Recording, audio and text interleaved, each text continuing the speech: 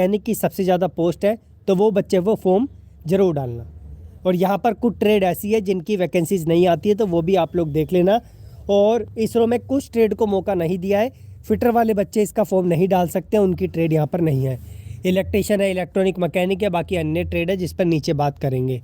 एक और चीज़, एनआरएससी ने एक अच्छा काम किया है कि आप लोगों को 30+ स्टेट्स में जो है, सिटीज़ में यहाँ पर एग्ज़ाम सेंटर देने की बात कही है नोटिफिकेशन में, तो उस पर भी नज़र मार लेंगे। अब आप लोगों के पास बहाना नहीं होगा कि आप इसका फॉर्म भरेंगे या नहीं भरेंगे, आपके भी एरिया में सेंटर पड़ने की संभावना है, जिसे नीचे दिखाएंगे। यहाँ पर इलेक्ट्रॉनिक मैकेनिक 33 पोस्ट है। कैटेगराइजेशन आप लोग देख लीजिए पोस्ट का किस तरीके से इन्होंने किया हुआ है।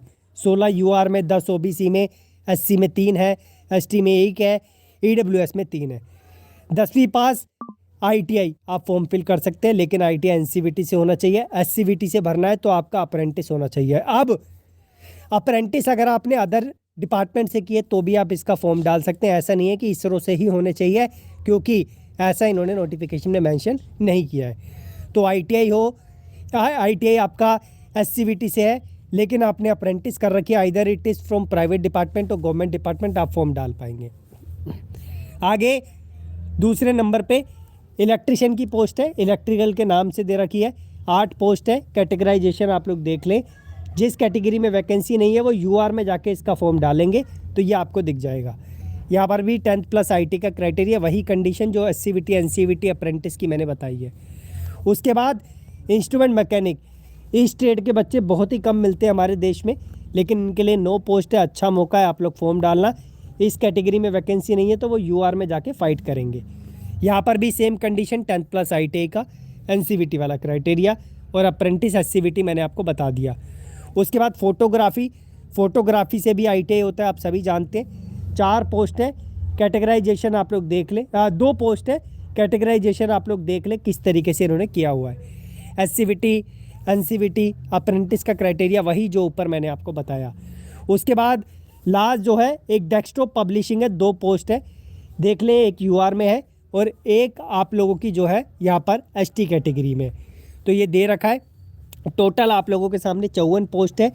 10+ आईटीआई एनसीवीटी से, दोबारा बोल रहा हूँ, एनसीवीटी से आईटीआई नहीं किया, एससीवीटी से किया है तो आपके पास अप्रेंटिस होने चाहिए, क्योंकि डिपार्टमेंट ने यहाँ पर ये नहीं बोला कि अप्रेंटिस हमारे ही डिपार्टमेंट से होने चाहिए।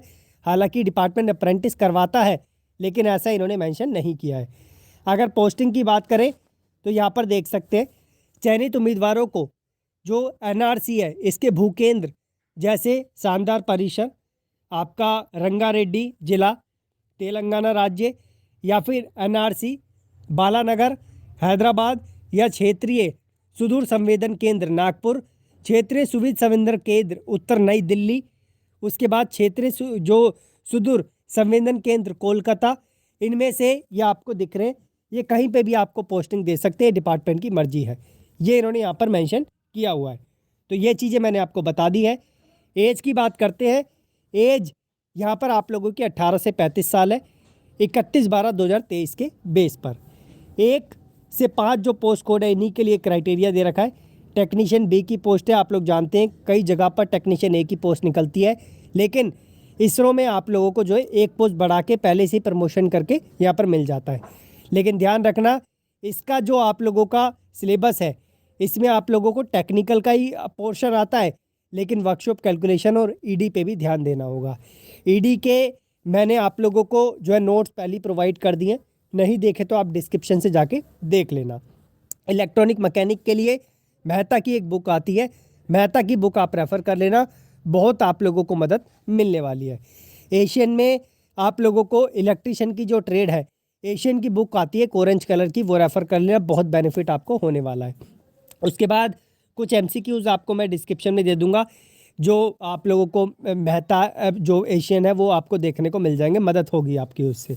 उसके बाद रिलैक्सेशन जो मिलता है वो आप लोगों को मिलेगा, तो उसकी टेंशन आप लोग मत लेना। आवेदन शुल्क देखो भाई, यहाँ पर इन्होंने एक चीज़ आप लोगों के लिए कर रखी है, जो SC ST वुमेन कैंडिडेट है उनका कोई पैसा नहीं लगना है, लेकिन स्टार्टिंग में 500 रुपये पे करने पड़ेंगे। ये 500 रुपये आपके रिफ़ंड हो जाएंगे, लेकिन जब आप एग्ज़ाम देने जाओगे तब। लेकिन जो UR के हैं, OBC के हैं और जो अन्य कैटेगरी है उनके लिए 500 रुपये पे करने हैं, लेकिन 100 रुपये डिपार्टमेंट काट लेगा और 400 रुपये एग्ज़ाम देने के बाद आप लोगों को वापस कर देगा। तो ये कुछ क्राइटेरिया इन्होंने ऐसा दे रखा है।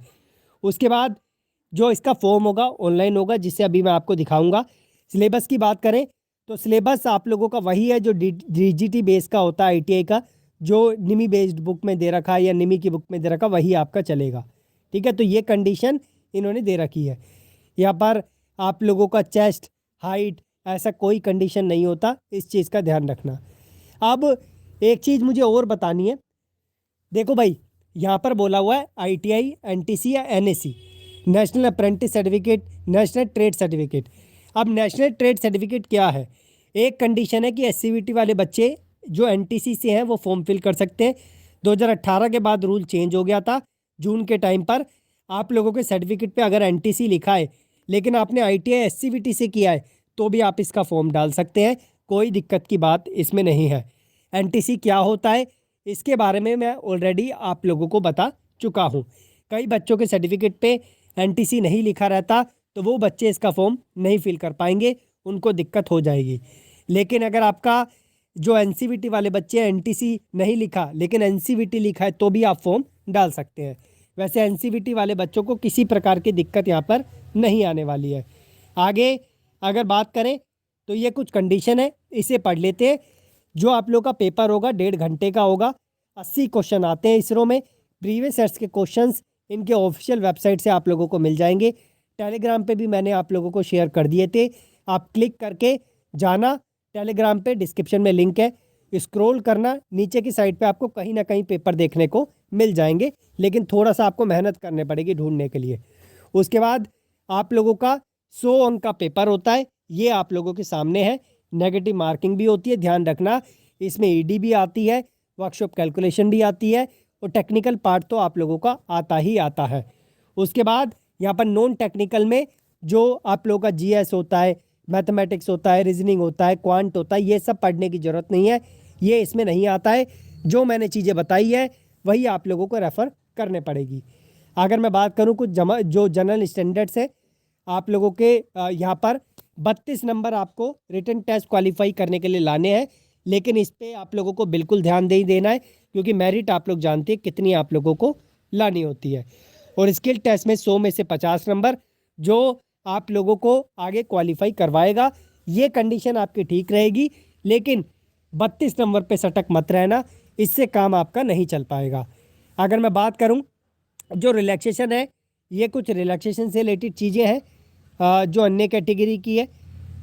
आगे बढ़ते हैं। ये जो है 1.5 गुना बच्चों को बुलाएगा, 1:5 सॉरी, ये जो है आप लोगों का 1:5 यानी 5 गुना बच्चों को बुलाएगा, यानी एक सीट पे 5 बच्चों को स्किल टेस्ट के लिए शॉर्टलिस्ट करेगा। आगे बढ़ते हैं। ये सेंटर से जिसकी मैं बात कर रहा था, इसे भी एक बार देख लेते हैं। यहाँ पर आपके स्टेट्स लिखे हैं, आपके सेंटर देख लीजिए। जो आंध्र प्रदेश है इसमें विजयवाड़ा, विशाखापट्टनम, तिरुपति यहाँ पर सेंटर होगा। असम में आप लोगों का जो है जो डिब्रूगढ़ है वहाँ पर, गुवाहाटी है वहाँ पर। अगर मैं बात करूँ बिहार की, बिहार में पटना पड़ेगा सेंटर। छत्तीसगढ़ का रायपुर में। उसके बाद जो है गुजरात, अहमदाबाद। उसके बाद जम्मू एंड कश्मीर का जम्मू में पड़ेगा। झारखंड की बात करें तो रांची में पड़ेगा। अंबाला वाले बच्चे भी इसका जो है सेंटर देखेंगे। उसके बाद आप लोगों का बेंगलुरु है, हुबली है, तिरुवनंतपुरम है। उसके बाद जो आप लोगों का एर्नाकुलम है वो है, भोपाल है, मुंबई है, नागपुर है, शिलोंग है, न्यू दिल्ली में भी सेंटर है। तो आप लोग इसका फॉर्म डाल देना। मल्टीपल जगहों पे आपको सेंटर देखने को मिल जाएंगे। मेरे ख्याल से फॉर्म फिल करते टाइम आपको इसका सेंटर चूज़ करने का ऑप्शन देगा। बाकी मैं फॉर्म की वीडियो लेकर ज़रूर आऊँगा, चिंता मत कीजिए। जयपुर, जोधपुर, चेन्नई, मदुरई, हैदराबाद, उसके बाद करीमनगर, लखनऊ, कानपुर, इलाहाबाद, उसके बाद देहरादून, उसके बाद कोलकाता। 32 सेंटर दे रखे हैं एग्ज़ाम के। तो एग्ज़ाम सेंटर में भी आप लोगों को दिक्कत नहीं होने वाली है। ये चीज़ इन्होंने अच्छी करी है। उसके बाद ऑनलाइन आवेदन इसका एक्टिवेट हो चुका है। आप चाहे तो ऑनलाइन वेबसाइट से इसका फॉर्म फिल कर सकते हैं। अभी मैं आप लोगों को फॉर्म भी दिखा देता हूँ, सो दैट आप लोगों को दिक्कत ना हो। फॉर्म इसका 31/12/2023 तक आप लोग फिल कर पाएंगे।